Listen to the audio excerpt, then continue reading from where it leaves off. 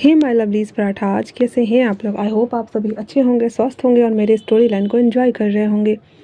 तो जो कोई भी मेरे चैनल पे नए आ रहे हैं, प्लीज़ मेरे चैनल को लाइक शेयर सब्सक्राइब करना मत भूलिएगा। और अगर आप लोगों को मेरी स्टोरी लाइन उसके प्लॉट्स पसंद आते हैं, प्लीज़ मुझे कमेंट्स करके अप्रिसिएट करना भी मत भूलिएगा। तो जैसा कि मैं एक और वन शॉट इफ़ेक्ट लेकर आई हूँ, आई होप आप लोगों को ये जैसा भी लगे प्लीज़ मुझे कमेंट्स करके ज़रूर बताना। हम इफ़ेक्ट को स्टार्ट करते हैं। दो कार एक दूसरे का पीछा कर रही होती हैं और बारिश भी बहुत ज़ोरों की हो रही होती है। एक कार जो कि एक शख्स उसमें बैठा हुआ था और बहुत ज़्यादा रो रहा होता है और वो बेसुध होकर के उस कार को चलाए जा रहा होता है। वहीं उसके पीछे से जो दूसरी कार जा रही थी वो बार बार हॉर्न बजा रहा था और बार बार बोल रहा होता है। अब हम अपना इंट्रो देते हैं। फर्स्ट वाले कार में जो शख्स बैठ के रो रहा था वो हमारा विंग है, वी वो जियान।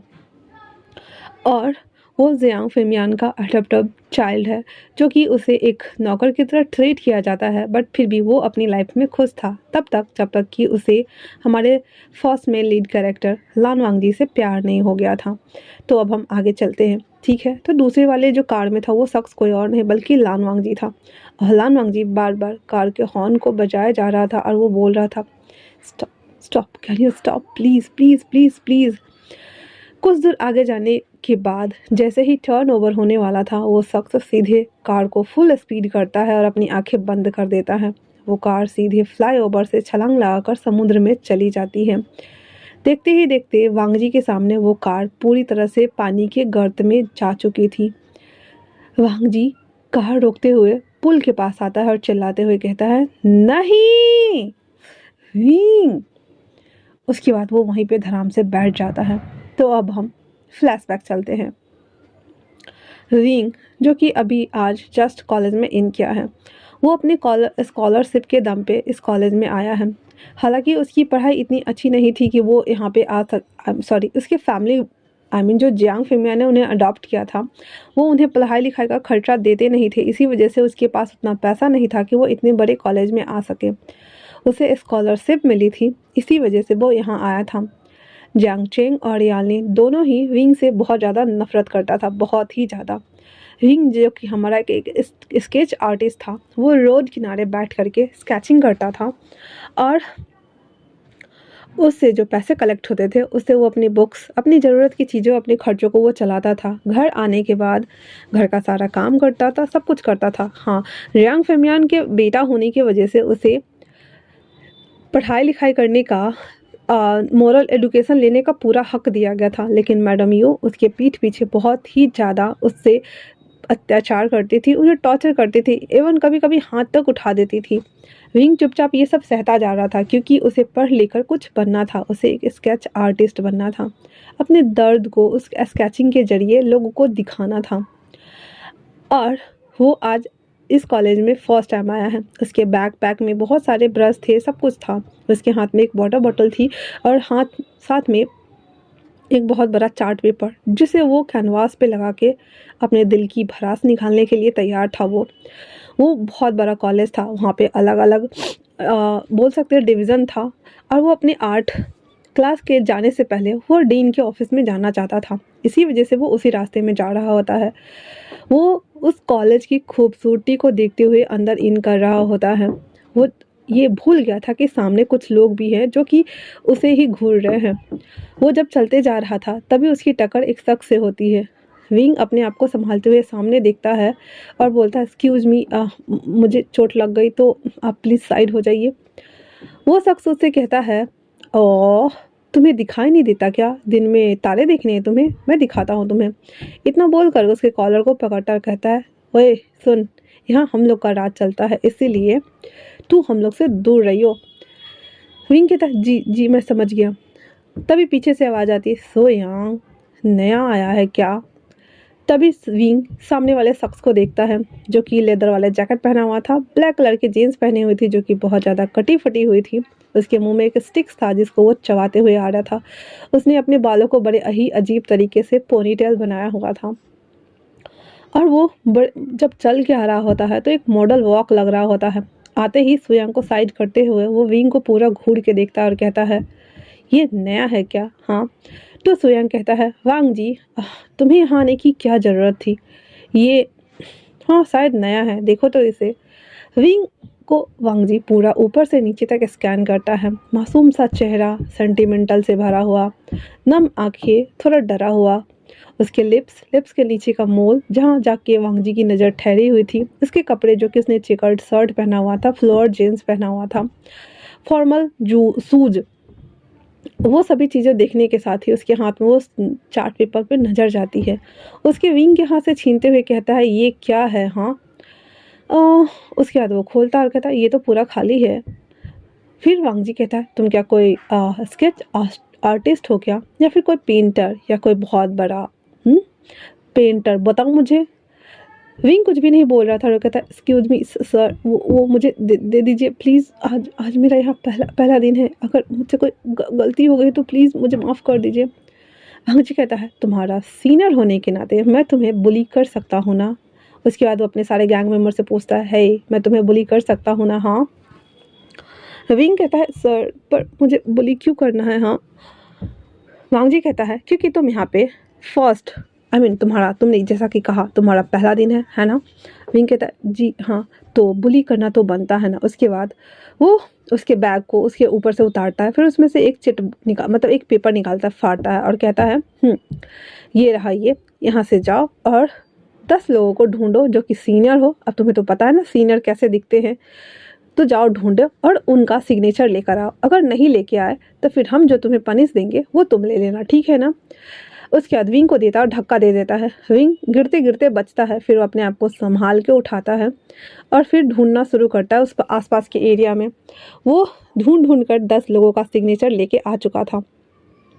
लाने के बाद लानवांग जी एक एक करके सबका नाम पढ़ता है और कहता, तो इतने लोगों ने तुम में इंटरेस्ट लिया, मतलब कि तुम सच में वाकई में इंटरेस्टिंग हो। I like it. अब चलो तुम्हारी पनिशमेंट की बारी है। तो विंग कहता है, बट सर आपने मुझे कहा ना कि साइन लेके आओ, तो मैं वो। वांग जी उसके कॉलर को पकड़ते हुए अपने करीब करता है और पहली बार वांग जी विंग के हैवी सांसों को वो फील कर पा रहा था। वांग जी को अचानक से कुछ होता है और वो विंग को छोड़ते हुए कहता है, तुम्हें इसे किस करना होगा, समझे ना? विंग कहता है, व्हाट? नहीं, मैं किसी को नहीं कर सकता सर, मैं नहीं करूँगा। वांग जी कहता है, अब ये मत कहना कि तुमने आज से पहले कभी किसी को किस किया ही नहीं है। विंग कहता है, नहीं किया है सर, पर मैं नहीं करना चाहता, मैंने अपने बॉयफ्रेंड के लिए बचा के रखा हुआ है। वांग जी की बात सुनकर विंग की बात सुनकर वांग जी हंसते हुए कहता है, सीरियसली? बॉयफ्रेंड? तुम्हें लगता है तुम्हारे जैसे भोंदू का कोई बॉयफ्रेंड भी होगा? मतलब तुम एकदम बिल्कुल बहन जी टाइप्स लग रहे हो। अपने आप को देखा है कभी? ये चेकर्ड वाले शर्ट, ये फ्लोरल जीन्स और ये शूज, लगता है जैसे कि तुम प्राइमरी स्कूल के बच्चे हो। सच में वाकई में इसे किस करो वरना। विंग कहता है, मैं किस नहीं करूँगा सर प्लीज़। तो वांग जी कहता है, तुम्हें किस करना पड़ेगा। तभी पीछे से आवाज़ आती है जो कि जालूसी की होती है और आते हुए कहती है, वांग जी क्या कर रहे हो? हाँ। और आते ही वो वांग जी को ऐसे हाथ डाल देती है उसके कमर में, कहती है, बेबी तुम्हें इस तरह से किसी को बुली नहीं करना चाहिए। विंग उन दोनों को टुकुर टुकुर देख रहा होता है। वांग जी कहता है, ये नया आया है तो इसे पनिश करना बनता है ना, हम तो बस इसे बुली कर रहे थे और इसके साथ थोड़ा सा टाइम पास कर रहे थे फन के लिए। अब ऐसा तो होता नहीं है कि रैगिंग होती नहीं है, तो हम थोड़ा सा रैगिंग कर रहे हैं। रैगिंग का तो नाम यूज कर नहीं सकते क्योंकि यू नो ना बेब्स। सालूसी कहती है, मैं समझ गई, तो इसे बुली ही बोलो, ठीक है जो करना है करो। तो वो कहता, मैंने इसे टास्क दिया है कि ये स्वयं को खुश करेगा। तभी पीछे से एक वॉइस आती है और कहती है, बिल्कुल नहीं गगा, इसे तो किस मैं करूँगा। और वो कोई और नहीं बल्कि नी हेसेंग होता है। जान उन लोगों को गैंग मेंबर्स को देखता है तो शॉक हो गया था और कहता है, ये आप लोग क्या क्या कर रहे हैं? हाँ, आपको ऐसा नहीं करना चाहिए सच में। मैं ये सब नहीं करने वाला हूँ, मुझे छोड़ दीजिए प्लीज़। बट वो लोग कुछ सुनते नहीं हैं और ज़बरदस्ती से उसे किस करने के लिए फोर्स कर रहे होते। तभी वहाँ पे एक और आता है, कहता है, ठहरो। और वो कोई और नहीं बल्कि हमारा सॉ सिंचिंग होता है। और वो जैसे ही आता है सभी लोग थोड़े हट गए थे क्योंकि वो एक प्रोफेसर था। वो आते हुए कहता है विंग से, क्या हुआ है तुम्हें? हाँ। विंग जब उसे देखता है तो देखता ही रह जाता है और कहता है, वो ये लोग मेरी वो भांग जी गुस्से से विंग को देख रहा होता है कि अगर तुम बोले ना कि मैं तुम्हारा रैगिंग कर रहा हूँ तो सच में तुम्हारा रेप कर डालूंगा मैं। फिर उसकी आंखों को देखते हुए विंग कुछ भी नहीं कहता, कहता सर हम लोग नॉर्मल कन्वर्सेशन कर रहे थे। उसके बाद वो जल्दी जल्दी से अपना सारा सामान पैक करने लगता है। उसके बाद वो एक साइड खड़ा हो जाता आके। सौ सिंचन उन लोगों को वार्न करते हुए कहता है मैं सब जानता हूँ तुम लोग क्या क्या कर सकते हो, इसीलिए स्टे अवे फ्रॉम हिम। इतना बोल करके विंग के शोल्डर पे हाथ रखता है, जिससे विंग थोड़ा सा अनकंफर्टेबल हो गया था। उसके बाद कहता है चलो मेरे साथ, कोई तुम्हें बुली नहीं करेगा। इतना बोल करके वो उसको लेकर के जाने लगते हैं। वांग जी कहता है मैं तुम्हें छोड़ूंगा नहीं, और उसके बाद बोले भी वहाँ से चले जाते हैं। विंग अपनी क्लास में आ जाता है, क्लास अटेंड करता है। ऐसे करते हुए 3-4 दिन एकदम नॉर्मली बीत रहा होता है। आज विंग वापस से साओ सिंचेंग के साथ ना कुछ बुक्स को उठा करके उसके साथ जा रहा होता है। तभी वांग जी उसको देखता है और कहता है मिल गया मुर्गा आज उसे परेशान करने के लिए, और उसके पीछे पीछे आता है। जब विंग साहब को साओ सिंचेंग के ऑफिस में रख देता है, वहाँ से जब वापस आ रहा होता है तो वांग जी एक टांग लगाता है, जिससे विंग ना धड़फड़ाते हुए गिरता है।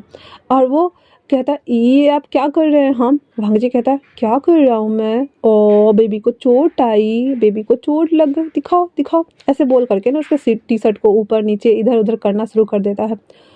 विंग उसके अपने आँख करीब से हटाते हुए कहता है ये क्या कर रहे हो तुम लोग। हाँ वांग जी कहता है ओह रियली, इतनी जल्दी, पहले सर आप अब तुम, हाँ कल को तुम मुझे वांग जी भी बुलाने वाले हो क्या बेब्स। इतना बोल करके वो विंग के बालों को पूरा खराब कर देता है और वहाँ से मुस्कुराते हुए चला जाता है। विंग को बहुत गुस्सा आ रहा था। फिर वो वॉशरूम आता है, अपने बालों को सेट करता है, कहता है पता नहीं इनको मुझसे क्या दुश्मनी है, जब देखो तब मुझे टॉर्चर करते रहते हैं, हाँ बुली करते रहते हैं, बैड मैनर्स। इतना बोल करके वो वहाँ से वापस आ जाता है। इससे करते हुए कुछ दिन और बीत गए थे, और वो जब आज कॉलेज आया हुआ था तो रास्ते में ही प्रोफेसर उसे मिल गए थे। प्रोफेसर उसे अपने साथ लेकर के कैंटीन एरिया में आते हैं और फिर अपना लंच बॉक्स निकाल करके साओ सिंचेंग अपना लंच बॉक्स निकाल करके विंग के सामने रखते हुए कहता है लो ये से खाओ। तो विंग कहता है गगा, यहाँ किसी को पता चल गया कि आप मेरे गगा हो तो साओ सिंचेंग कहता है किसी को नहीं पता चलेगा। अगर मुझे पहले पता होता कि तुम जांग हाउस में रहते हो तो हम तुम्हें अपने साथ ले आते विंग, तुम्हारे साथ इतना सब कुछ हो रहा है और हमें पता ही नहीं है। इतना बोल करके विंग ना सेंटी हो गया था सुनने के साथ ही, तो उसकी आंखों में आंसू भर गए थे। तो साओ सिंचेंग उठता है और विंग को गले लगाता है। जब वांग जी ये सीन देखता है कि उन दोनों ने गले लगाया हुआ है, वांग जी को थोड़ा अजीब लग रहा था। वो ना चाहते हुए भी उसका ध्यान विंग की तरफ बार बार चला जा रहा था। जालो से जब ये नोटिस करती है तो उसको आगे से हक करते हुए इसके गालों पे हाथ रखते हुए कहती है बेबी तुम क्या देख रहे हो वहाँ पे, मैं यहाँ हूँ, मुझे देखो। और वो वांग जी को मजबूर कर रही थी अपने ऊपर देखने के लिए। और उसके बाद जैसे ही वो उसे किस करने जाती है, वांग जी उसे हटाते हुए कहता है मेरा मूड नहीं है, हटो। और इतना बोल करके वो वहाँ से चला जाता है। क्लास खत्म होती है, सब कुछ खत्म हो जाता है। उसके बाद वांग जी अभी भी उस क्लासरूम में बैठा हुआ था। जाल उसे बोलती भी है कि चलो ना बेबी हम लोग चलते हैं घर। वांग जी कहता है मुझे कुछ काम है, तुम लोग निकलो, मैं तुम लोगों को 10 मिनट में ज्वाइन करता हूँ, समझे तुम। इतना बोल करके वो ज़बरदस्ती सबको वहाँ से भगा देता है। विंग जो कि सबकी नोटबुक को एक एक करके कलेक्ट कर रहा था और डीन के ऑफिस में रखना था उसको, वो अपना सारा सामान समेटता है, बैग उठाता है, नोटबुक उठाता है और डीन के ऑफिस में चला जाता है उसे रखने के लिए।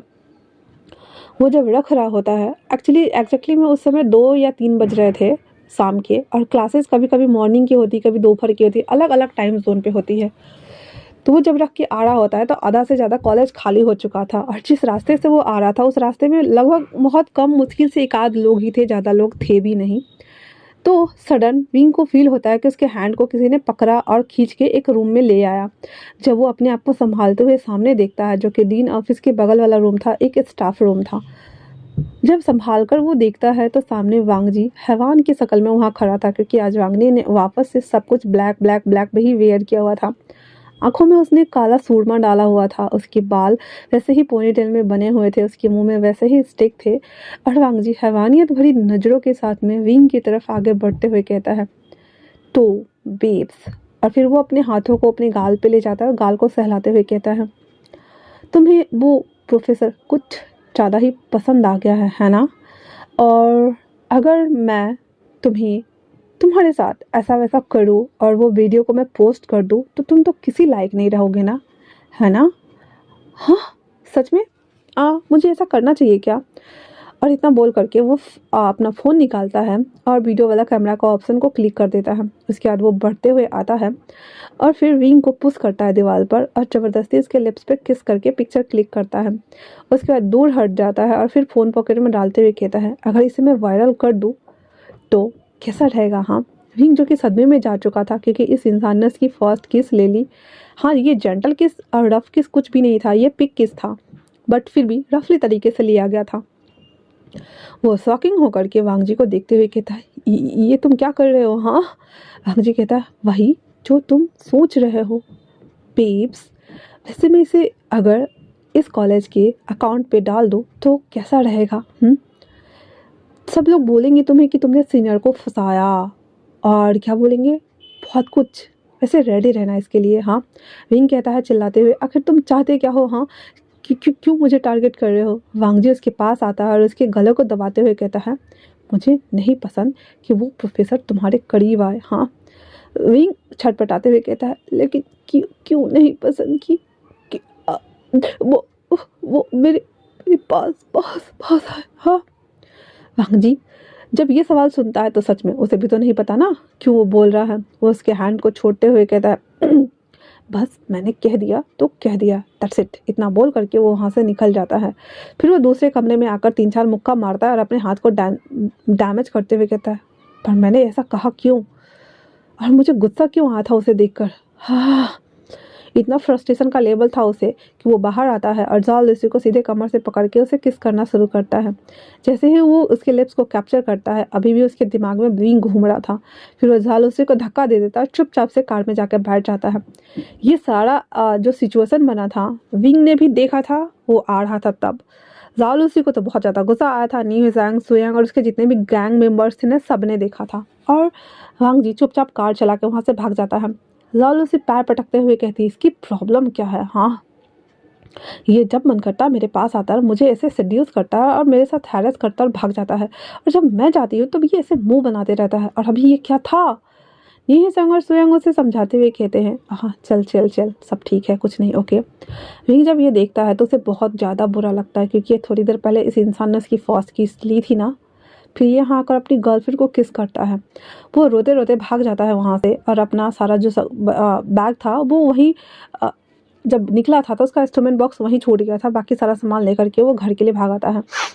और अभी जब वो कॉलेज पढ़ने आया था तो वो कभी कभी अपने फ्रेंड के यहाँ रह लेता था या फिर वो काम करने सीधे चला जाता था। लेकिन आज वो इतना ज़्यादा दुखी था कि वो घर आता है। जब वो घर आता है तो रोते रोते घर आता है। ज़ांग जिंग आते ही जब विंग को देखता है तो कहता है, मेरे लिए कॉफ़ी लेकर के आओ।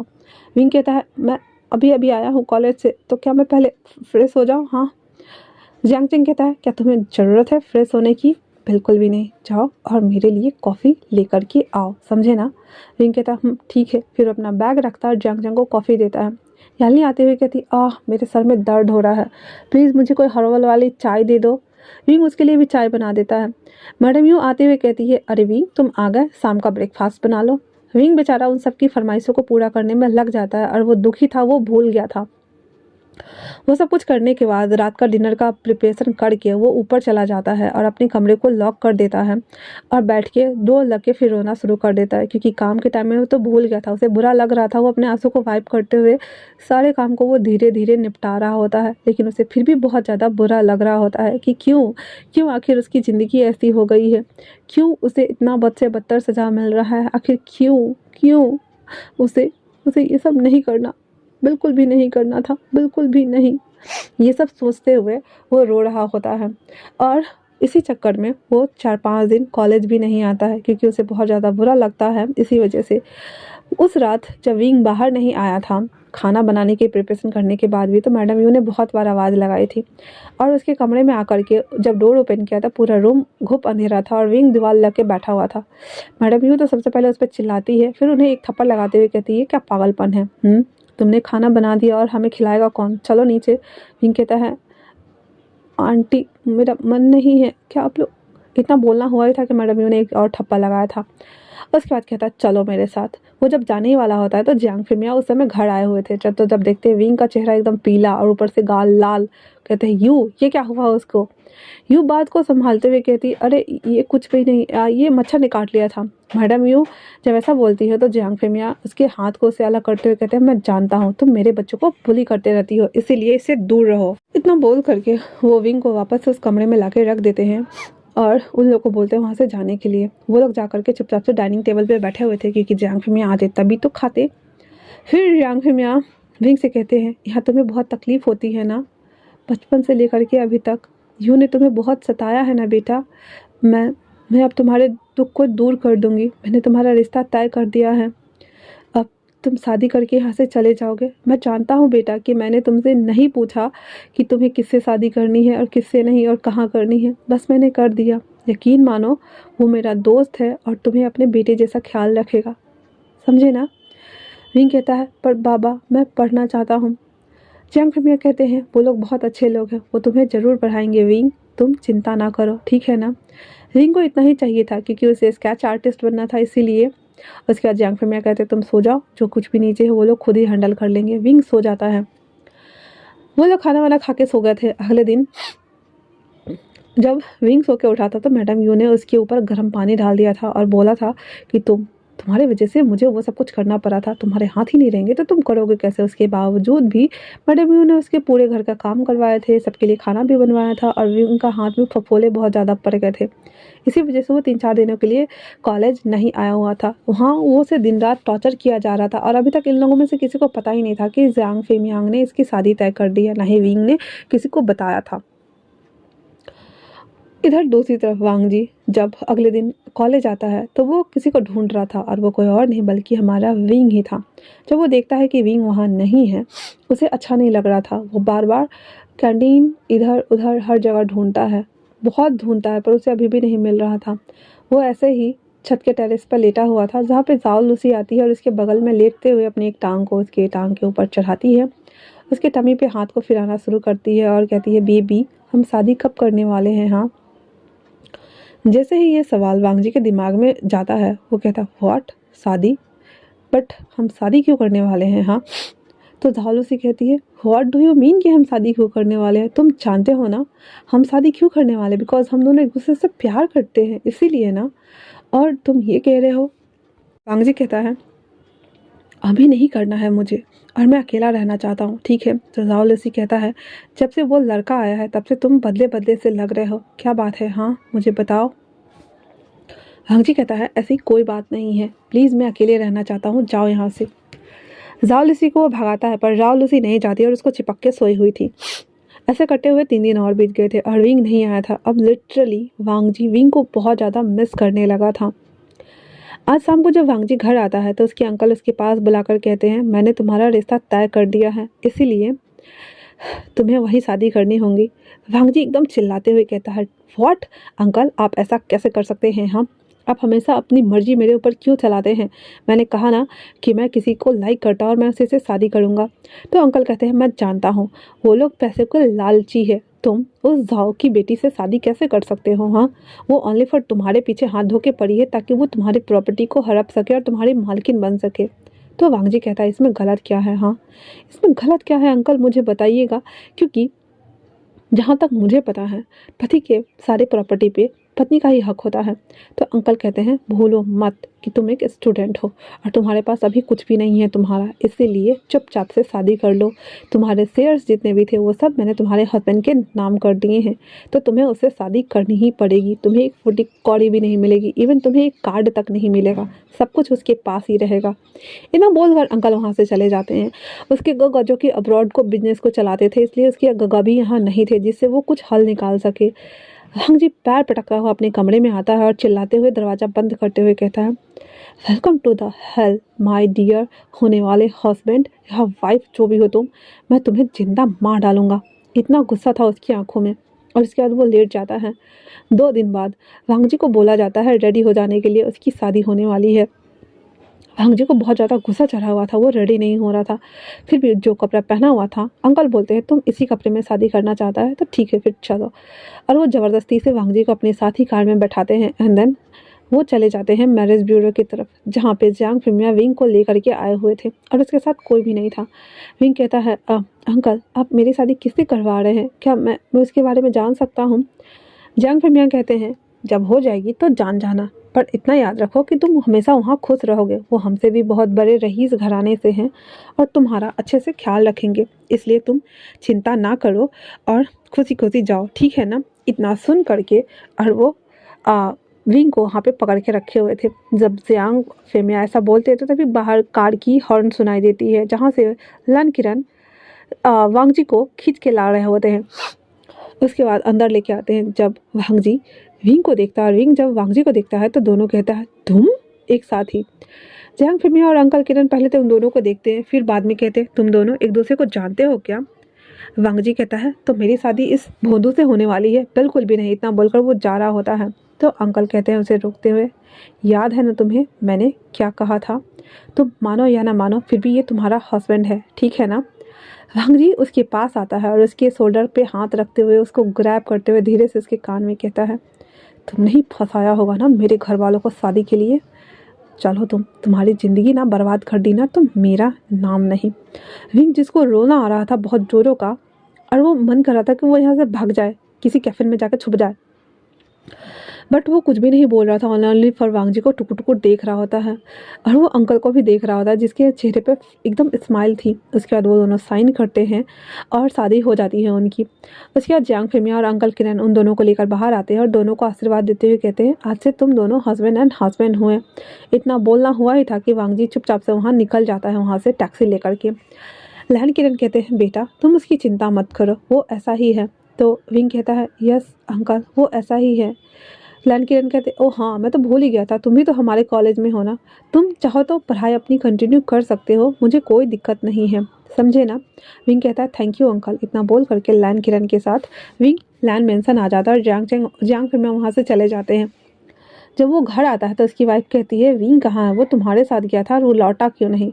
तो जियांग फिमिया कोल्ड होने के साथ उसे बोल देते हैं कि मैंने उसकी शादी करा दी है। जब इतना सुनना हुआ ही था तो सभी के पैरों तले ज़मीन खिसक गए थे और तीनों वहाँ आते हुए कहते क्या कहा आपने, उसकी शादी करा दी?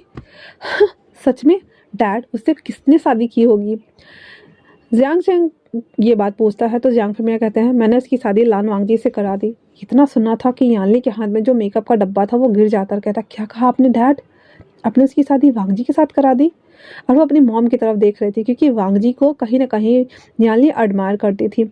उसकी मॉम कहती है आप ऐसा कैसे कर सकते हैं, आपने अपनी बेटी के बारे में क्यों नहीं सोचा? हाँ आपकी बेटी उसे पसंद करती है और आप कह रहे हैं कि जियांग फिमिया अपना हाथ ऊपर करते हुए कहते हैं बस आज से वो उसका हस्बैंड है, इसीलिए तुम लोग तमीज से बात करो। और इतना बोल करके जियांग फिमिया अंदर चले जाते हैं। मैडम यू को चैन कहाँ पड़ रहा था, इसीलिए वो कहती है कि वो लान वांगजी से मिलने के लिए जाएगी। अब रात के टाइम पे लान वांगजी नशे में धुत होकर घर आता है, जहाँ पे अंकल किरण उसे खरी खोटी सुना ही रहे होते हैं। तभी दरवाजे पर एंट्री होती है यानली और उसकी मॉम की। तो वो अंदर आते ही उन लोगों को ग्रीट करती है। अंकल किरण उनकी वाइफ जियांग फिमिया के वाइफ होने के नाते उन दोनों को बैठने के लिए कहते हैं। उसके बाद वो उसे चाय कॉफ़ी के लिए पूछते हैं पर वो लोग मना कर देते हैं। उसके बाद मैडम वो सीधे सीधे पॉइंट पर आते हुए कहती है आपने अपने नेफ्यू की शादी एक लड़के से क्यों कराई? आपको उसकी शादी एक लड़की से करानी चाहिए थी। और वो सीधे सीधे पॉइंट कर रही थी यानली की तरफ। उसके अंकल कहते हैं अब उसके लिए क्या सही है क्या गलत है ये मैं सोचूंगा, आप चिंता ना करें, पर उसकी शादी हो चुकी है, इसीलिए आप बेहतर होगा कि आप उन दोनों के उज्जवल भविष्य के लिए उनकी कामनाएं करें। मैडम यू डायरेक्ट पॉइंट पर आते हुए कहती है नहीं ऐसा नहीं हो सकता है, आप इन दोनों का डिवोर्स करा दीजिए और यानली का रिश्ता उसके साथ तय कर दीजिए। आपको इस खानदान का वारिस नहीं चाहिए क्या? हमारा नाम भी रह जाएगा और इन दोनों की दोबारा से शादी भी हो जाएगी। लैन किरण कहते हैं मुझे खानदान की वारिस चाहिए या नहीं चाहिए ये आप तय नहीं करेंगी, मुझे पता है कि मुझे कौन वारिस देने वाला है, इसीलिए आप चिंता ना करें। और अगर आप लोगों का हो गया हो बोल के तो प्लीज़ आप लोग जा सकती हैं। इतना बोल करके लैन किरण भी वहाँ से चले जाते हैं। अब जो कि यानली को बहुत ज़्यादा गुस्सा आ रहा था विंग के ऊपर कि कैसे उसके क्रश को वो क्रश कर सकती है, इसीलिए वो वहाँ से चली जाती है उससे में गुस्से में पैर पटकते हुए। वहीं लानजान जो कि गिरते पड़ते अपने बेडरूम में आया था जहाँ पे विंग पीसफुली सो चुका था, उसके पास आता है, ड्रॉ में से एक गन निकालता है, उसके ऊपर ऐसे तानते हुए ऊपर से नीचे पूरा टमी तक लाता है और सीधे कहता है एक झटके में मैं तुम्हें मार डालूंगा। तुम्हारी हिम्मत कैसे हुई मेरी साथ शादी करने की? हाँ, तुम्हारी कैसे हिम्मत हुई? इतना बोल करके वो गन को चलाने ही वाला होता है, तभी विंग उठ जाता है और कहता है ये आप क्या कर रहे हैं, और इतना बोलकर वो पीछे हो जाता है। भांग जी उसके ऊपर गन तानता है और चला देता है, जो कि वो पूरी की पूरी गन खाली थी। उसके बाद पागल की तरह हंसते हुए कहता है डर गया है ना? आज के बाद मेरे साथ एक बेड पे कभी नहीं सोओगे, जाओ और तुम बालकनी में सो। इतना बोल करके उसको एक तकिया देता है और फेंक देता है उधर। विंग बेचारा हमारा जाता है और बालकनी में बिना ही चद्दर उद्दर लिए सो जाता है। मतलब बैठा हुआ था उसको लेकर के, और वांग जी पूरा डोर बंद कर देता है। फिर वो सावर लेता है, आता है, बेड पे पसर के सो जाता है। विंग ये जब देखता है तो उसको तो पता ही था क्योंकि इसकी शादी हल ही होने वाली है ऑलरेडी। उसे मालूम है कि वांग जी की लाइफ में एक लड़की है जिसको वो लाइक करता है, तो उसकी जगह तो कहीं बन ही नहीं सकती। इसलिए विंग उस रात सोता नहीं है और सोचते सोचते पूरी रात गुजार देता है। अगले दिन सुबह वो जल्दी जल्दी सुबह उठता है, डोर ओपन करके धीरे से बाथरूम यूज़ करता है, फिर दबे पाँव वहाँ से नीचे आता है जहाँ पे उसके अंकल ने उसका सारा सामान भिजवाया हुआ था। वो देखकर खुश हो गया था, लेकिन सबसे पहले वो ब्रेकफास्ट बनाना चाहता था, इसलिए वो किचन में जाता है, खुद दोनों के लिए, आई मीन वांग जी के लिए और अंकल के लिए ब्रेकफास्ट प्रिपेयर कर देता है। फिर फ्रेश होने आ जाता है। वांग जी जो कि पूरा उसका सर फटा जा रहा था, इसलिए विंग ने उसके लिए हैंगओवर सूप भी बनाया हुआ था। वो जैसे ही आके बैठता है तो मेड उसे ना सूप देती है। वांग जी बिना सोचे समझे वो सब कुछ चट कर जाने के बाद जब पानी पीता है तो वो कहता है ये हैंगओवर सूप क्या तुमने बनाया है? वो मेड कहती है नहीं सर, ये आपके हस्बैंड ने बनाया। इतना पीना हुआ ही था कि वो ग्लास का जो ग्लास था वो टेबल पे पटकते हुए कहता है विंग। फिर वो गुस्से में आता है, जो कि विंग हमारा सारे कपड़े को निकाल रहा था पहनने के लिए, उसके पास आता है और उसके हाथ को खींचते हुए अपने सामने खड़ा करते हुए कहता है तुम्हारी हिम्मत कैसे हुई, हाँ, मेरे लिए खाना बनाने के लिए, कुछ भी करने के लिए तुम मेरे लिए खाना नहीं बनाओगे? विंग कहता है तुम मेरे हस्बैंड हो ना, तो मैंने बस बना दिया, क्या गलत किया मैंने? तो वांग जी कहता है हाँ गलत किया, तुम्हें नहीं बनाना चाहिए था। तुम्हें पता नहीं है कि मैं तुम्हें पसंद नहीं करता हूँ, मेरी गर्लफ्रेंड है, और तुम दोनों भाई बहन, तुम्हारी बहन कल रात को आई थी अपनी शादी का प्रपोजल लेने के लिए और तुमने कर लिया। क्या चल क्या रहा है? हाँ, अगर तुम लोगों को मेरी प्रॉपर्टी ही चाहिए तो बोलो ना, मैं भीख में दे दूंगा, पर ऐसे धोखे से शादी करने की क्या ज़रूरत है? विंग को वो बहुत ज़्यादा खड़ी खड़ी सुनाता है, जिसके बाद विंग को बहुत ज़्यादा रोना आ रहा था और उसके हाथ को छुड़ाते हुए गार्डन एरिया में भाग जाता है। वांग जी उसको सुनाने के बाद कहता है ये क्या था, डिस्कस्टिंग। इतना बोलकर वो सावा लेने चला जाता है, बिना खाए कॉलेज चला आता है। विंग भी जो कि बहुत ज़्यादा सैंटी हो चुका था और बहुत दिनों से उसने कॉलेज बंक किया हुआ था, फिर वो ऊपर आता है, रेडी होता है और वो भी टैक्सी लेकर के कॉलेज आ जाता है। आज उसका एक ही क्लास था, इसी वजह से वो क्लास लेकर जब लौट रहा होता है तो साओ सिंचेंग उसे मिलता है और उसके हाथ को पकड़ के ले जा रहा होता है। जब वांग जी देखता है कि साओ सिंचेंग उसे पकड़ के लेके जा रहा है तो उसको पता नहीं क्यों जली, भाई साहब भयंकर जली उसकी। वो उसको घूर के देख रहा था, खासकर उसके हाथ को, उन दोनों को, हैंड को, जिस तरह से साओ सिंचेंग उसको तानता हुआ लेके जा रहा था। लाने के बाद साओ सिंचेंग उसके दोनों शोल्डर को ग्रैब करते हुए, वांग जी उसकी बातों को सुन नहीं सकता था, लेकिन जहाँ वो था वहाँ से वो नज़ारा पूरा दिख रहा था। साओ सिंचेंग उससे पूछता है विंग, तुम इतने दिनों से कॉलेज क्यों नहीं आ रहे थे? क्या तुम्हारे घर वालों ने तुम्हें वापस से परेशान किया? एक के बाद एक साओ सिंचेंग ने सवाल पूछ डाले थे। विंग कुछ भी नहीं बोलता और कहता है नहीं, ऐसा कुछ नहीं है, वो मैं बस काम में फंस गया था और मुझे अभी आर्ट क्लास के लिए कुछ स्केचिंग भी करनी है, तो मैं जा रहा हूँ वही करने, ताकि इसे कुछ अर्निंग हो जाए। हाँ, इतना बोल करके विंग साउथ इंजन को अच्छे से समझा बुझा देता है और उसके बाद वो चला आता है रोड कॉर्नर पे, जहाँ पे बहुत सारे आर्टिस्ट बैठते थे और आते जाते लोगों का स्केच बनाते थे। विंग भी लगा हुआ था एक छोटी बेबी का पिक्चर बनाने के लिए। हंग जी जो कि अपनी कार से उस रोड से क्रॉस कर रहा था जहाँ उसने विंग को देखा हंसते हुए और उन लोगों से पोलाइट वे में बात करते हुए, स्केचिंग करते हुए। वांग जी थोड़ी दूर पे जाकर के कार लगा देता है। उसके साथ जाओ लूसी भी थी, तो वो कहती है बेबी तुमने यहाँ कार क्यों लगाया? वांग जी उसे कार्ड देते हुए कहता है जाओ तुम अपने लिए कुछ भी शॉपिंग कर सकती हो, कुछ भी, पर मुझे अभी थोड़ी देर यहीं रहना है। जाओ लूसी को कार्ड मिल गए थे, इसलिए उसने नोटिस नहीं किया कि आखिर वांग जी की निगाहें किस तरफ है। वो वहाँ से निकल जाती है सीधे शॉपिंग करने के लिए। वांग जी अपनी कार में बैठा हुआ अभी भी विंग को देख रहा होता है कि किस तरह से विंग सबसे हंस के बातें कर रहा है, सबकी पिक्चर्स बनाने के लिए पैसे कलेक्ट करके अपने छोटे से पाउच वाले बैग में डाल रहा है। वो सब मंजर देखने के बाद वांग जी को पता नहीं क्यों उसे थोड़ा बुरा लग रहा था, पर थोड़ा सा गुस्सा भी आ रहा था। तभी वहाँ पे साओ सिंचेंग भी आ गया था। ये देख करके विंग उसको देख कर के एकदम अच्छी वाली स्माइल देता है और कहता है गगा आप यहाँ। अब वांगजी को तो पता नहीं है ना कि ये इसका गगा है। भाई साहब हमारे वांगजी की जली जल के जल कुकड़ा हो गया वो हमारा जला हुआ भुट्टा।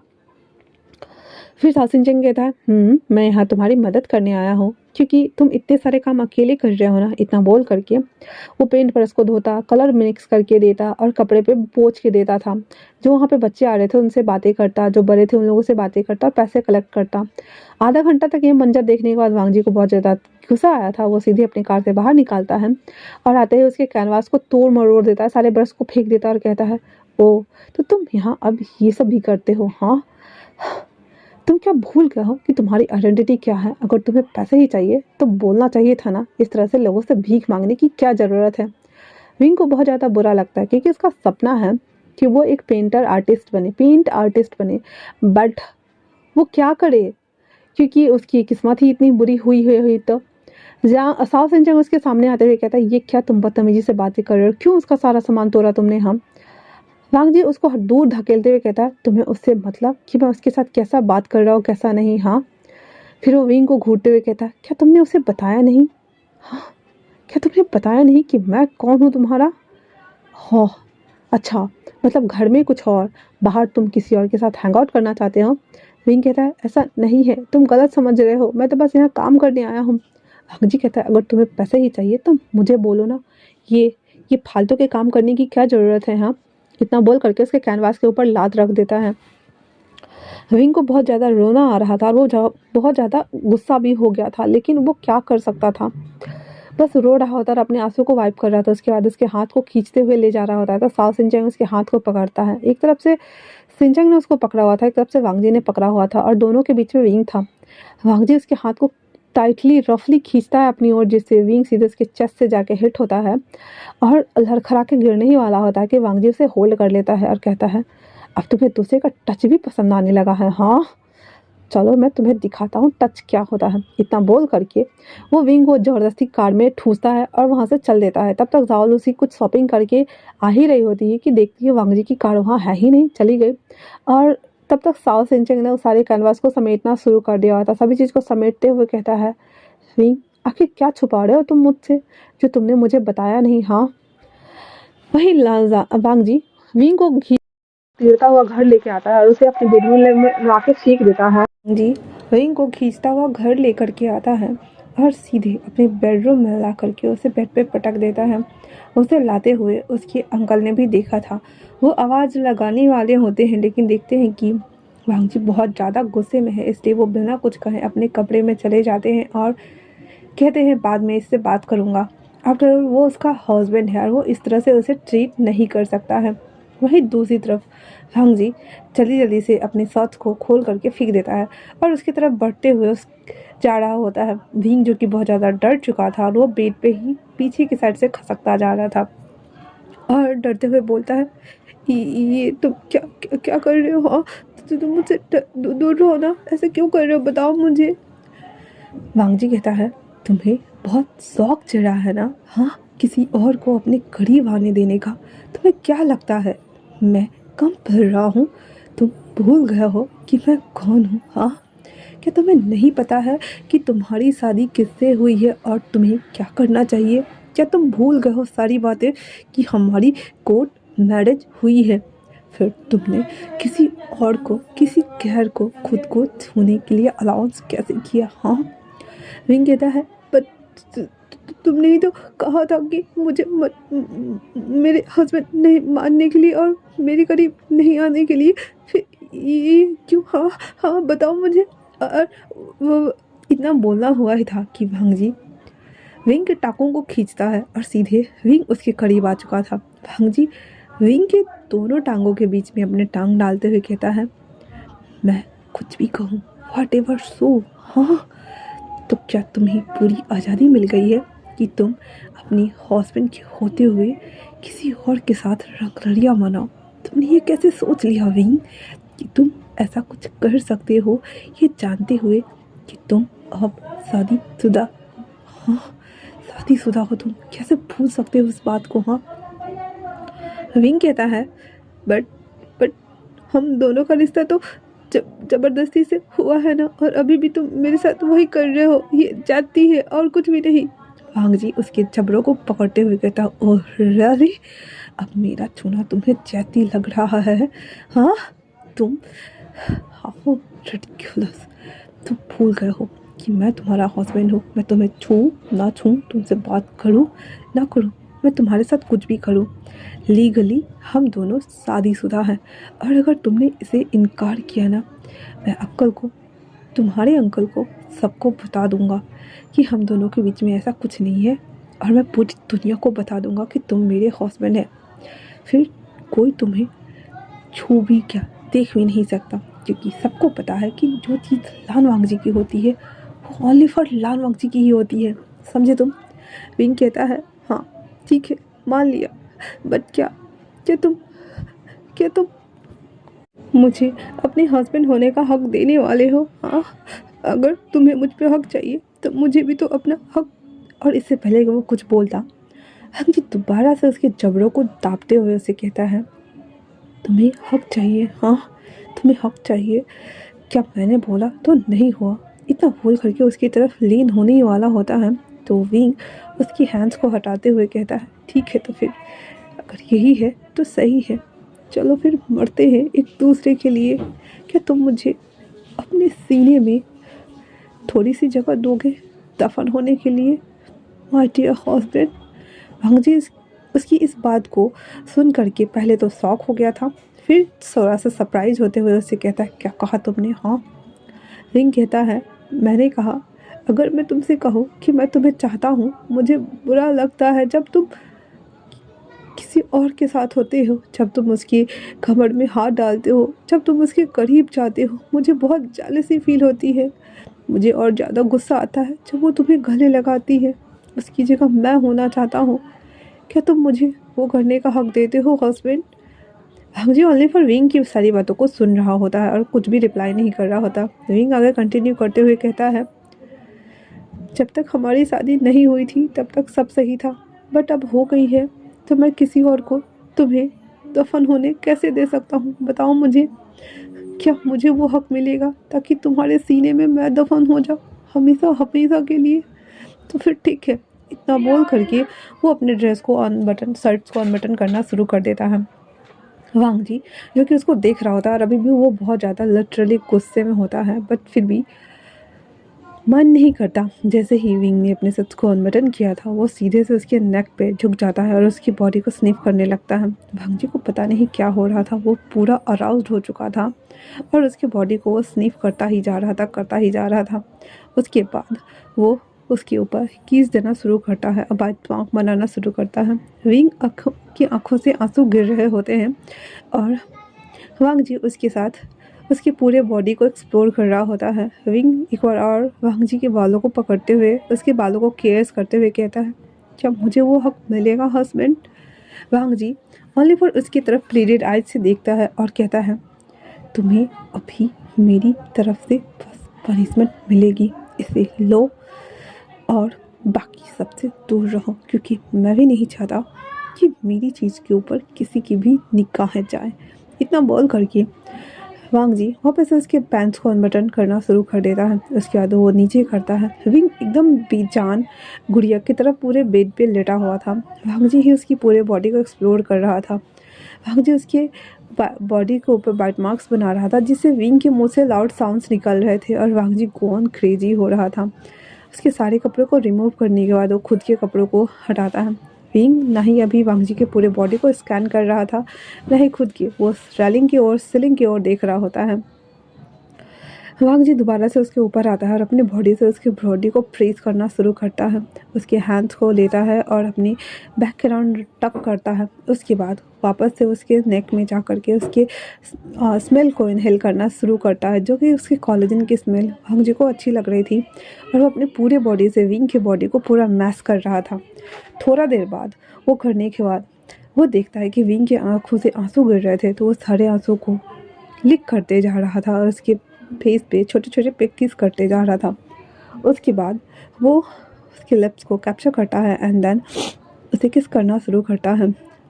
उसके बाद धीरे धीरे करके वो उसकी पूरे बॉडी को स्क्यूज कर रहा था, उसकी नेवल्स को लिक कर रहा था, उसके निपल्स को वो लिक कर रहा था, सक कर रहा था। उसके बॉडी के ऊपर इतने ज़्यादा हिकीज़ और बाइट मार्क्स बन चुके थे कि विंग अपने उन हिकीज़ और बाइट मार्क्स को गन भी नहीं सकता था।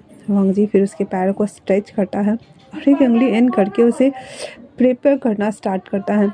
फिर वो 2 उंगली, फिर वो 3 उंगली डाल करके उसे प्रिपेयर करना स्टार्ट करता है। उसके बाद वो धीरे धीरे से अपने हड्डी को उसके इनसाइड इंसर्ट कराता है। उसके बाद वो ऊपर से वापस आ जाता है और उसको किस करना शुरू करता है। सॉरी फॉर बैकग्राउंड नॉइज़, क्योंकि काम होने के बावजूद भी मुझे थोड़ा सा टाइम मिल रहा है तो मैं रिकॉर्ड कर रही हूँ। आई होप आप लोग मेरी बातों पे ध्यान देंगे, ना कि उन लोगों की। उसके बाद वो धीरे से मूव ऑन करना शुरू करता है और थ्रस्टिंग देना शुरू करता है। जैसे जैसे वो थ्रस्टिंग दे रहा था, उसके हार्डी को अपने हैंड से स्क्यूज कर रहा था, स्टॉक कर रहा था और उसके लिप्स को कैप्चर कर रहा था। वो पूरा का पूरा बाइल वेस्ट बन चुका था और उसके लिप्स को, उसके अपर बॉडी को वो बाइट कर रहा था, खाए जा रहा था। ऐसे करते हुए फाइनली ऑर्गेज्म तक पहुँचता है और उसके बाद वो दोनों एक दूसरे के ऊपर थे। वांग जी 5 मिनट बाद उसके ऊपर से रिमूव होता है, मतलब हट जाता है और विंग अभी भी रेलिंग को देख रहा होता है। उसके बद से ब्लड आना शुरू हो चुका था, बट अभी दोनों में से किसी को, मतलब वांग जी को ने देखा नहीं था और विंग ने बताया भी नहीं था। ऐसे करते हुए वांग जी, जो कि बहुत ज़्यादा स्ट्रेस में था, गुस्से में था, एंगर में था, एंगर से वो रिलेट कर रहा था हर चीज़ को। जब सेक्सुअल रन कंप्लीट होता है तो वो रिलीफ हो जाता है, उसके स्ट्रेस लेवल कम हो गए थे, जिस वजह से उसकी आंख लग गई थी। विंग अपनी जगह से उठता है तो वो देखता है कि उसे ब्लडिंग हो रही है। उसकी परवाह किए बिना वो अपने कपड़ों को वापस से वेयर करता है, नीचे आता है, मेन डोर को ओपन करता है, कार में बैठ के वहाँ से निकल जाता है। जैसे ही कार की हॉर्न सुनाई देती है, वांग जी का एक अचानक से उसकी आंखें खुल जाती है और बगल में देखता है तो विंग नहीं था। वो विंडो से देखता है तो वो कार मेंशन से बाहर निकल चुकी थी। वो जल्दी जल्दी से कपड़े को वेयर करता है और उसके पीछे आता है। बारिश हो रही थी लेकिन किसी को कोई चीज़ की परवाह नहीं थी। विंग रोते हुए कह रहा था, क्यों, आखिर क्यों, मेरे साथ ही क्यों? मेरे मामा पापा मुझे छोड़ के चले गए, मेरे अंकल ने मुझे अडॉप्ट किया, मुझसे बहुत प्यार किया, मुझे सब कुछ दिया, सब कुछ, बट फिर भी मेरे जीवन में दुख आया, खुशियाँ क्यों नहीं आई? मेरी शादी कर दी गई ताकि मैं खुश रहूं, पर मेरा वाइल्ड वेस्ट पति, वो मुझे हक नहीं दे सकता, मुझसे प्यार नहीं करता। मुझे किसी की सिंपैथी नहीं चाहिए, किसी की दुआ, किसी का पैसा, कुछ भी नहीं चाहिए। मैंने प्रॉपर्टी के लिए शादी की, मैं तो जानता भी नहीं था। अगर मुझे पता होता कि मेरी शादी तुमसे होने वाली है लाल वांग जी, तो मैं भाग जाता घर से, मैं शादी करता ही नहीं। मैं खुद फंस गया हूँ तुम्हारे साथ। वो इन्हीं सारी बातों को याद करता हुआ उस रास्ते पे कार को चलाया जा रहा था। वांग जी लिटरली फ्रस्ट्रेट हो चुका था और वो कहता है, स्ट्रिंग बिल पे हाथ मारते हुए, damn it, stop, can you stop, wing please रुको, लिसन टू मी। और वो ऐसे बार बार हॉर्न बजाया जा रहा था, बार बार वो अपनी बातों को रिपीट किया हो जा रहा था। विंग, जो कि बहुत ज़्यादा एग्जॉस्ट हो चुका था, वो रो चुका था बहुत ही ज़्यादा। रोते रोते वो उसके कार वाइपर से पानी भी नहीं हट रही थी। गुस्से के मारे उसने सोच लिया था यह कि वो अब अपनी जान दे के रहेगा। जब वो जैसे ही फ्लाईओवर पे आया, जो कि समुद्र के बीचों बीच बना हुआ था, वो सीधे सीधे कार को फुल स्पीड पे करता है और वहाँ से कार सहित वो सीधे समुद्र में के गर्त में जा गिरता है।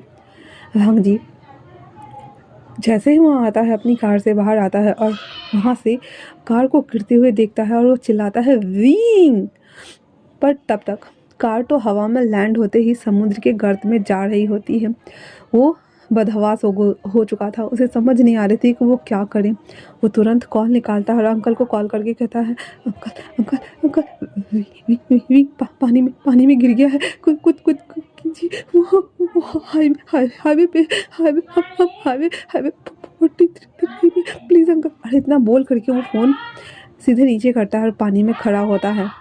वो उसके फेस से होकर पूरे बॉडी पे पानी स्प्लिट आउट हो रहा था। अभी भी बुद्ध बन के वहीं पे खड़ा था, उसे कोई भी होश नहीं था, ना सुध थी, कुछ भी नहीं था। धराम से वो अपने घुटनों पे जाके बैठ जाता है और कहता है, विंग। और ऐसे बैठा हुआ था। लगभग 20 मिनट बाद वहाँ पे क्रेन, जेसीबी वाली कार, गाड़ी और उसके अंकल, यहाँ तक कि जांग फेम्बिया, वो भी आए हुए थे। और अंकल आते ही वांग जी को हिलाते हुए कहता है, विंग कहाँ है? विंग कहाँ है?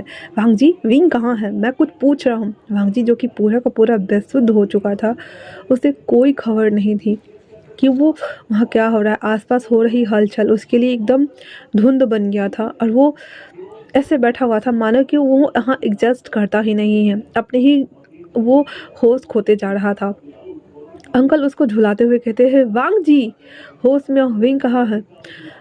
वांग जी अंकल को देखते हुए कहता है, अंकल अंकल पानी पानी पानी पानी पानी पानी। और वो इतना बोल करके वो पानी की तरफ ना ऐसे ऐसे छटपटा के देखते हुए कहता है, विंग विंग विंग विंग। वो चिल्ला रहा था। अंकल और यांग में दोनों समझ गए थे कि विंग आफ्टर ऑल होगा कहाँ। वो जल्दी से कुछ गोताखोर को पानी में उतारते हैं। उसके बाद जो कि समुद्र बहुत बड़ा था, इसीलिए सिर्फ अब क्रेन का सहारा नहीं लिया जा सकता था। वो गोताखोर को उतारते हैं और पानी के अंदर जाया जाता है डाइविंग्स की मदद से। बहुत लगभग 2-3 घंटा मशक्क़त करने के बाद उनकी कार लगभग बीच समुद्र में, जो कि ऐसे ही तैर रही होती है, और विंग उसी में था। पानी पी चुकने के बाद वो पूरा का पूरा बेहोश हो चुका था। वो सभी लोग मिल करके उसमें से उसको निकालते हैं और निकाल कर बाहर लाते हैं, जो कि वो शैवाल से जाकर लिपटा हुआ था। उसकी बॉडी में बहुत सारे शैवाल्स लगे हुए थे। सबको हटाता है और उसे हॉस्पिटल शिफ्ट कर देता है। वांग जी पागल की तरह ओडी के बाहर इधर से उधर चक्कर काट रहा होता है। लगभग 11 घंटे के ऑपरेशन के बाद उसकी बॉडी से पानी निकाला गया था और उसे नॉर्मल वार्ड में शिफ्ट किया गया था। और आधे घंटे के बाद वांग जी को उसे देखने की परमिशन मिली थी। वांग जी जब भाग करके उस वार्ड में आता है, विंग को देखता है जिसके मुंह में पाइप लगे थे, जिसके नाक में पाइप लगे थे, जिसके हाथ में पीपीएम और आईबीएम मशीन्स लगे थे, हार्ट पे लगा हुआ था, चेप कार्डिया लगा हुआ था, बहुत सारा मशीन उसकी बॉडी के साइड इंजेक्ट किया हुआ था। वांग जी लड़खड़ा जाता है और वो बेड को पकड़ लेता और कहता है, नहीं, मैंने ये क्या कर दिया? ये सब मेरी वजह से हुआ है। मुझे ऐसा नहीं करना चाहिए था। मैं कितना बड़ा बेवकूफ़ हूँ ना। मैंने तुम्हें हर्ट कर दिया। भी मेरी बात सुनो। इतना बोल करके वो हिम्मत जुटा करके टेबल पे बैठता है और उसके हैंड को होल्ड करते हुए कहता है, बस एक बार मुझे माफ़ कर दो। हाँ हाँ, मैं जानता हूँ कि मैं तुम्हें प्यार नहीं करता, मैं तुमसे प्यार नहीं करता, लेकिन मैं धीरे धीरे करना सीख जाऊँगा। We please please don't go. मुझे छोड़ के मत जाना प्लीज़। और ऐसे पकड़े ही वो उसको होल्ड किए हुए सो जाता है। वो बाहर से सारे घर वाले अंकल और जांग फेमिया अंकल दोनों वहाँ का मंजर देख रहे होते हैं। दोनों का दिल पसीज रहा था, कलेजा कट के हाथ में आ रहा था, बट फिर भी वो क्या ही कर सकते थे। वो ओनली फॉर वो तमाशा ही देख सकते थे। वांग जी को कब आँख लग गई उसे पता ही नहीं चला। अगले दिन सुबह भी वांग जी विंग के होश में आने का वेट करता है। उसके अगले दिन भी वेट करता है, उसके अगले दिन भी वेट करता है। इस तरह करते हुए पूरे 9 दिन बीत चुके थे और अभी तक विंग होश में नहीं आया था। वांग जी घंटों घंटों उसके पास बैठा रहता, उसकी फेवरेट राइम्स बुक पढ़ता। उसको पेंटिंग करने का शौक था तो कैनवास पे अजीब अजीब तरह के ड्राइंग बनाता और बोलता, विंग देखो, तुम्हें पेंटिंग पसंद है ना, मैं तुम्हारे लिए पेंटिंग बना रहा हूँ। तुम्हारे उस दिन मैंने चार्ट को फाड़ दिया था ना, वो ख़राब हो गई थी, देखो मैंने नया लाया, ये देखो कितने सारे पिन ब्रेड लाया। और वो विंग को सुनाता था उसके काम कैसे चल रहे थे, वो स्केचिंग वाले, वो सभी चीज़ों को वो बताता था धीरे धीरे करके। विंग के कानों में उसकी कोई भी बात नहीं जाती थी, लेकिन वांग जी अपना दिल हल्का करने के लिए विंग से बात करता था। इन 9 दिनों में उसने ज़्यादा को पूरा अवॉइड ही किया हुआ था और ना ही उसके मैसेजेस को रिसीव करता, ना ही कॉल अटेंड करता था। उसका फ़ोन कब स्विच ऑफ हो चुका था उसे पता ही नहीं चला और उसने चार्जिंग पे लगा ही नहीं था। वो खुद अपने हाथों से विंग की पूरी बॉडी को वाइप करता और सब कुछ करता, उसके कपड़े बदलता और उससे बातें करता और कहता, मैं तुमसे धीरे धीरे प्यार करना सीख जाऊँगा, प्लीज़ अपने इस हस्बैंड को अपना लो। लेकिन फिर भी विंग को होश नहीं आ रहा था। अब वांग जी के सब्र का बांध टूट रहा था। वो विंग की बॉडी को झुलाते हुए कहता है, हाँ मैं जानता हूँ कि मैंने अपने हस्बैंड वाली ड्यूटी से इनकार किया है, मैंने नहीं किया है, मैं नहीं चाहता था तुम्हें, मैं तुमसे शादी करना नहीं चाहता था। दैट्स वाई मैं तुम्हारे करीब नहीं आया। But I want you, I love you, I really really love you, damn it. तुम आखिर सोते क्यों नहीं हो? तुम्हें समझ नहीं आ रहा, तुम्हारा हस्बैंड तुम्हारी क्रैबिंग कर रहा है, तुम्हें बुला रहा है। प्लीज़ होश में आओ, होश में आओ विंग, डैम इट, होश में आओ। मैं अब और वेट नहीं कर सकता। पूरे 9 दिन हो गए हैं, मैं पूरी लाइफ तुम्हें ऐसे देख सकता हूँ, पर एक बार होश में आओ, मेरी बात सुनो, मेरा एक्सप्लेनेशन सुनो प्लीज़। इतना बोल करके वो गिड़गिड़ा रहा होता है। वांग जी के ऐसे बॉडी शेक करने की वजह से विंग थोड़ी थोड़ी तंद्रा उसकी लौट रही थी और वो अपने हाथ को हिला पा रहा था। वो अपने आंसू को वाइप करते हुए कहता, विंग विंग विंग, देखो देखो, हाँ देखो, वो हस्बैंड तुम्हारे सामने इन फ्रंट यू, देखो, हे हे हे, ओपन योर आइज प्लीज़। ऐसे करता है विंग, अपनी ब्लडी आइज को ओपन करता है और वो वांग जी की तरफ देखता है, जो कि उसे ही देख रहा होता है। उसकी आंखों में आंसू भरे हुए थे और वो सब कुछ वो धीरे से कहता है, वांग वांग जी। वांग जी उसकी वॉइस सुनता और कहता है, हाँ हाँ, तुम्हारा हस्बैंड, तुम्हारा हस्बैंड, प्लीज़ प्लीज़ प्लीज़ आंखें बंद मत करना, ओके। विंग कुछ सेकंड के लिए अपनी आइज़ को क्लोज करता है एंड देन दोबारा से ओपन करते हुए कहता है, वांग जी, वांग जी। वांग जी इतना ज़्यादा ओवर एक्साइटेड हो चुका था कि वो विंग को गले लगा लेता है और उसको अच्छा लग रहा था बहुत ही ज़्यादा। उसके बाद वो विंग को लिटा देता है, आंसुओं को वाइप करता है और डॉक्टर को बुलाने के लिए भाग जाता है। विंग ये देख करके रो रहा होता है। उसे समझ नहीं आ रहा था कि ये शख्स सच में उसकी कंसर्न कर रहा है, उसके लिए परेशान हो रहा है, या फिर ये एक दिखावा है। तब तक वांग जी डॉक्टर को लेके आ चुका था। डॉक्टर आते हैं, सब कुछ चेकअप करते हैं तो विंग नॉर्मल था, बट उसकी बॉडी स्टेबल नहीं थी और काम नहीं कर रहा था। उसे सब कुछ नॉर्मल होने में उसे कम से कम 2-3 महीने का वक्त लगने वाला था। उसने हर बात को अच्छे से डिस्क्राइब करके वांग जी को समझा दिया था। वांग जी बहुत ज़्यादा खुश हो गया था। उसके बाद डॉक्टर के जाने के बाद वो विंग के पास आता है, उसे दोबारा हक करते हुए लेट करके ही कहता है, तुम ठीक हो जाओगे, बस 2-3 महीने, उसके बाद तुम पूरी तरीके से ठीक हो जाओगे विंग। फिर हम साथ साथ रहेंगे, फिर हमें कोई अलग नहीं करेगा। मैं बहुत ज़्यादा खुश हूँ तुम्हारे लिए, फाइनली तुम लौट आए। उसके बाद वो रोज़ वांग जी विंग की केयर करता, उसे टाइम टू टाइम दवाई देता, उसकी बॉडी वाइप करता, उसके कपड़े बदलता, उसके बाल बनाता, उसके बालों को पोनी बनाता और रबर बनाता, उसके ऐसे ना दाढ़ी मूछे बनाता, मस्ती करता और उसे रोज़ फोरहेड पे किस करता था। ऐसे करते करते ना विंग रिकवर हो चुका था और धीरे धीरे वो सहारा लेकर चलने लगा था। ऐसे ही विंग एक दिन वो जब चल रहा होता है जी, उसके लिए खाना लेने गया होता है और ऐसे जब चल रहा होता सहारा लेकर, तो उधर भाग के जैसे गिरने वाला होता है, वांग जी उसे आके होल्ड करते हुए कहता है, विंग तुम अभी गिर जाते, तुम्हें आइडिया है कि तुमने मुझे डरा दिया है, हाँ तुम ऐसा कैसे कर सकते हो, तुम्हें जरा सा भी परवाह नहीं है मेरी। और थोड़ा डांट लगाते हुए उसे वापस से अंदर लाता है। उसके बाद उसे खाना खिलाता है। खाना खिलाने के बाद इसके चेहरे को और फेस को वाइप करते हुए कहता है, मुझे तुमसे कुछ कहना है, मेरी बात ध्यान से सुनो। फिर वांग जी उसके दोनों हैंड्स को होल्ड करते हुए कहता है, जब स्टार्टिंग में मैंने तुम्हें देखा था तो मुझे तुम एक भोंदू बहन जी टाइप्स लगे थे, बट धीरे धीरे न जाने क्यों मैं तुम्हारी तरफ अट्रैक्ट हो गया। जिस दिन मुझे पता चला कि मेरी शादी तुमसे हो रही है, मैं डरा हुआ था अपने आप से, अपने फीलिंग्स को लेकर के, क्योंकि कहीं ना कहीं मैं तुम्हें लाइक करता था विंग, बट मैं लूसी के साथ था, मैं चुन नहीं पा रहा था तुम दोनों में से एक को। पर फाइनली हमारी शादी हो गई है, मैं धीरे धीरे सभी चीज़ें ठीक कर दूँगा, तुम टेंशन ना लो, ठीक है ना। बस मुझे एक मौका चाहिए अपने रिश्ते को अच्छा और बेटर बनाने के लिए, क्या तुम मुझे वो मौका दोगे विंग? विंग कुछ भी नहीं बोल रहा था। वांग जी कहता, ठीक है ठीक है, तुम अभी जवाब मत दो, जब तुम्हें अच्छा लगे तब दे देना, पर मैं तुम्हें कहीं नहीं जाने दूंगा विंग, तुम मेरे पास रहोगे हमेशा हमेशा के लिए। विंग ओनली फॉर उसकी बातों को सुन रहा होता है। वो दोनों जब बात कर ही रहे होते हैं तो लूसी वहाँ पे टपकते हुए आती है और वांग जी को विंग से अलग करती है, और जैसे ही विंग को एक थप्पड़ लगाने वाली होती है, वांग जी उसके हैंड को लेता है और उसे धक्का देके गिरा।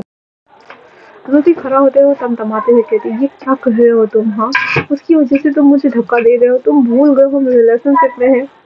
वांग जी उसको करीब जाता है और उसके फेस को ऐसे धीरे से प्यार से सहलाते हुए कहता है, लूसी मुझे भूल जाओ। लूसी कहती है, ये क्या कह रहे हो तुम, हाँ। वांग जी कहता है, क्योंकि हम दोनों शादीशुदा हैं और वो मेरा हस्बैंड है। लूसी कहती है, नहीं वांग जी तुम मजाक कर रहे हो ना, तुम लड़के नहीं करते हो, तुम स्ट्रेट हो और मैं तुम्हारी पार्टनर हूँ। तो वांग जी कहता है, मैं करता हूँ अभी, पहले मैं नहीं करता था लूसी, बट अब मैं करता हूँ जब से विंग मेरी लाइफ में आया है। अब मुझे कोई और नहीं चाहिए। I am sorry. मैं जानता हूँ कि ये हर्टफुल होने वाला है, बट फिर भी I am sorry, I am really sorry. मुझे माफ़ कर दो और तुम जाओ यहाँ से, अभी मैं बाद में तुमसे बात करता हूँ। लूसी खड़ा होती है और कहती है, बिल्कुल भी नहीं वांग जी, तुम मेरे थे, मेरे हो और मेरे ही रहोगे। इतना बोल करके वो बगल में रखा हुआ जो चाकू होता है पैर के लिए काट रखने वो रखा हुआ था, वो उठा लेती है। कहती है, मैं अपनी हाथे काट लूँगी अगर तुम इसके साथ रहे तो, अगर तुमने इसके साथ कुछ भी किया तो देख लेना। वांग जी उसके पास आता है, कहता है, can you stop it please, ये पागलों वाली हरकतें बंद करो। लूसी जो सच में कट मारने ही वाले थी, उसके बाद वांग जी उसको तानता हुआ बाहर लाता है, दीवार पे सीधे फेंकते हुए कहता है, एक बार मैं वार्न कर रहा हूँ, मुझे वापस से बैडएस बॉय बनने पे मजबूर मत करो, ठीक है ना। निकलो यहाँ से, क्योंकि मैं उसके लिए क्रेजी हूँ, तुमसे भी ज़्यादा। और अगर तुमने उसे हॉट करने की कोशिश की ना, तो मैं इन्हीं हाथों से अब तुम्हारा गला दबा दूंगा और ये सब काम मैं खुद करूँगा लूसी। इतना बोल करके वो उसको वहीं छोड़ देता है और बाहर चला आता है। लूसी कहती है, बिल्कुल भी नहीं, मैं ऐसा नहीं होने दूंगी, देख लेना तो मैं इसे मार डालूंगी। और इतना बोलकर वो उस समय चली जाती है। 2 दिन बाद रात के टाइम पे एक शख्स जो कि पूरा ऊपर से नीचे लिबास में नकाब में लिपटा हुआ शख्स अंदर आता है और वो विंग के डोर को ओपन करता है। वांग जी जो कि नींद के गर्त में जा चुका था और विंग भी सो रहा होता है, वो शख्स आता है और आकर के मशीन वगैरह को निकाल देता है। उसके बाद वो चाकू लेता है और चाकू पे पॉइजन लगा हुआ था और वो विंग को जैसे ही मारने वाला होता है, विंग की आंखें खुल जाती है और वो कहता है, वाह वांग जी। वांग जी को सुनाई नहीं दे रहा था, लेकिन विंग अपने हाथों का यूज कर रहा था और इस चक्कर में वो और उन दोनों के बीच हाथापाई हो रही थी और विंग अपने आप को प्रोटेस्ट कर रहा था, बचाने का ट्राई कर रहा था। वो शख्स उसके हाथों पे कट लगा चुका था और उसे जान से मारने की ट्राई कर रहा था, पर फिर भी विंग उसे एक लात मारता है जिससे वो मशीन से जाकर टकराता है, जिस वजह से वांग जी की नींद खुलती है और वो फटाक से देखता है कि विंग के ऊपर कोई हमला कर रहा है। तो वो भाग के वहाँ आता है और उसे पकड़ते हुए कहता, कौन हो तुम? हाँ। लेकिन तब तक वो शख्स वांग जी को भी कट मार चुका था और वहाँ से जा चुका था और दोनों बेहोश होने वाले थे। वो जब भागा था तो नर्स ने देख लिया था उसको भागते हुए, फिर डॉक्टर को बुला के लाती है और उन दोनों को वापस से चेकअप किया जाता है। और उस चाकू के ऊपर जो कि पॉइजन लगा हुआ था, जिसमें से विंग और वांग जी दोनों बेहोश हो चुके थे। फिर डॉक्टर आता है, दोनों को चेक करता है, ठीक करता है, उसके वुंड को हेल्प करने के लिए दवाई देता है और सभी पॉइजन को हटा देता है। 1.5 दिन बाद जब दोनों को होश आता है तो सबसे पहले तो वांग जी को आता है, वो पैनिक होते हुए कहता है, विंग। फिर देखता है कि विंग पीसफुली सो रहा है। वो डॉक्टर को बुक करके लाता है और कहता है, इसे चेक करो, ये होश में क्यों नहीं आया? हाँ, मैं होश में आ गया, ये क्यों नहीं आया? तो डॉक्टर कहता है, आपकी बॉडी स्ट्रांग है, आप नॉर्मल है, पर वो वीक है और वो दवाई पे है, आपको पता है ना, फिर वो कैसे काम करेगी? हाँ, इसीलिए आप प्लीज़ थोड़ा सा सब्र कीजिए और वेट कीजिए, वो होश में आ जाएंगे। डॉक्टर की बात सुनने के बाद वांग जी कहता है, ठीक है, और कहता है, शुक्र मनाइए कि आप लोगों को पॉइजन ने ज़्यादा असर नहीं किया हुआ ना, ऑन द स्पॉट इनकी डेथ भी हो जाती, इनकी बॉडी अभी इतनी ज़्यादा हील नहीं हुई है। डॉक्टर बेचारा अपने प्राण पर खेरू बचा के वहाँ से निकलता है। वांग जी की आंखों में गुस्सा भरा हुआ था और वो कहता है, लूसी। फिर वो नीहा चैंग को कॉल लगाते हुए कहता है, जाओ लूसी, जहाँ भी उसे पकड़ के लाओ। फिर वो बाहर आता है वहाँ से हॉस्पिटल से। तब तक सुयांग और नीहा चैंग आ चुके थे। दोनों आते हुए कहते, ब्रो क्या हुआ है तुम्हें? हाँ। वांग जी कहता है, उसने मेरे हस्बैंड के ऊपर हाथ डालने की कोशिश की है, मैं उसे उसकी खानात सहित मिटा दूंगा, उसे ढूंढ के लाओ। सुयांग कहता है, ब्रो तुमने शादी कर लिया? वांग जी घूर के देखता है, कहता है, नीहा चैंग कहता है, किससे ब्रो? वांग जी कहता है, विंग से, और वो मेरा हस्बैंड है, हम दोनों लीगली मैरिड हैं, इसीलिए मैं चाहता हूँ उसे पकड़ के लाओ अभी के अभी और हमारे पुराने अड्डे पे चलो। इतना बोल करके वो लोग वहाँ से निकल जाते हैं। अभी वांग जी एक छोटा सा कॉटेज टाइप का था, जंगल के बीचों बीच बना हुआ था, वहाँ उसकी कार पार्क होती है। नीहा चैंग कहता है, वो अंदर है। वांग जी वहाँ आता है, एक कुर्सी लगी रहती थी जहाँ वो बैठता था और सबको ऑर्डर देता था, मतलब जो बॉयज़ को बुली करता था या उसको सफाया ही कर देता था, वो वहाँ पे बैठ जाता है और बड़े स्टाइल से वो लूसी को देख रहा होता है, जिसके मुंह पे टेप बंधी हुई थी और वो बहुत ज़्यादा परेशान लग रही थी। वांग जी धीरे से उठता है और उसके पास आता है, अपने घुटनों पे बैठते उसके फेस को कभी लेफ्ट कभी राइट घुमाते हुए कहता है, तो तुमने उसे जान से मारने की कोशिश की थी? हाँ, ये जानते हुए कि वो दिस इज माई हस्बैंड, फिर वाई वाई हाँ why are you do this? बताओ कि मुझे जाओ लूसी कुछ भी नहीं बोल रही थी, रोना स्टार्ट कर देती वांग जी के बारे में। चर वो टोप हटाता है टेप और वो उसके जबड़ों को ग्रैब करते हुए कहता, मुझे जवाब चाहिए, बताओ मुझे। राहुल उसी कहती है, बिकॉज मैं तुम्हारी पार्टनर हूँ और तुमने मेरे साथ ऐसा क्यों किया, मैं तुमसे प्यार करती हूँ ना, और तुम ऐसा कैसे कर सकते हो, बताओ मुझे। मुझे मुझे बहुत हर्ट हो रहा था, फिर भी तुम मुझे अभी बुले कर रहे हो, मैं तुम्हारी क्लोज फ्रेंड हूँ, तुम ऐसा कैसे कर सकते हो। हाँ, वांग जी कहता है नहीं थी, मैंने बताया था ना, मैं शादीशुदा हूँ। शादीशुदा के लोगों की लाइफ में तीसरे की कोई जगह नहीं होती है। जितना क्रेजी कभी मैं तुम्हारे लिए था ना जाओलूसी, और एक थप्पड़ खींच के लगाता है उसको, उतना ही क्रेजी अभी मैं उसके लिए हूँ। मैं पूरा पागल हो गया हूँ, और अगर उसको एक खरोच भी आती है ना तो मेरी रूह कांप जाती है। फिर तुमने ऐसा क्यों किया। हाँ, वो फिर बोलता है, अपने 2 लोग बंदों को इसे ले जाओ, उस टैंक में डाल दो। लूसी कहती है, नहीं नहीं, मुझे वहाँ नहीं जाना, प्लीज़ प्लीज़ प्लीज़।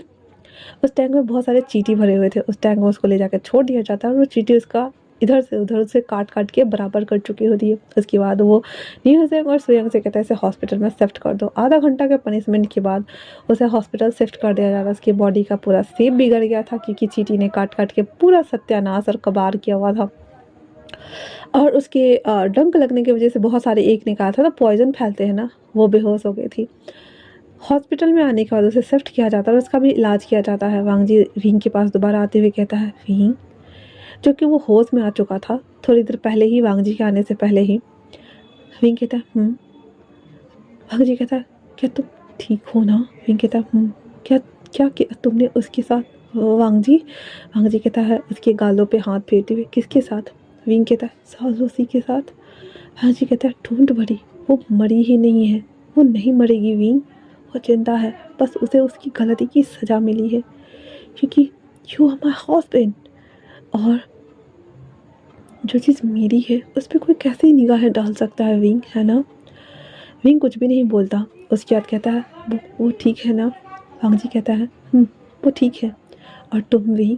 विंग कहता है, मैं भी ठीक हूँ, मैं बोर हो गया हूँ वांग जी, क्या मैं बाहर जा सकता हूँ। विंग वांग जी को लेकर के बाहर आता है। वो दोनों थोड़ी देर टहले थे, घूमे, फिर बैठ जाते एक जगह जा कर के। वांग जी कहता है, क्या हुआ है तुम्हें, तुम आज बहुत ज़्यादा सैंटी लग रहे हो।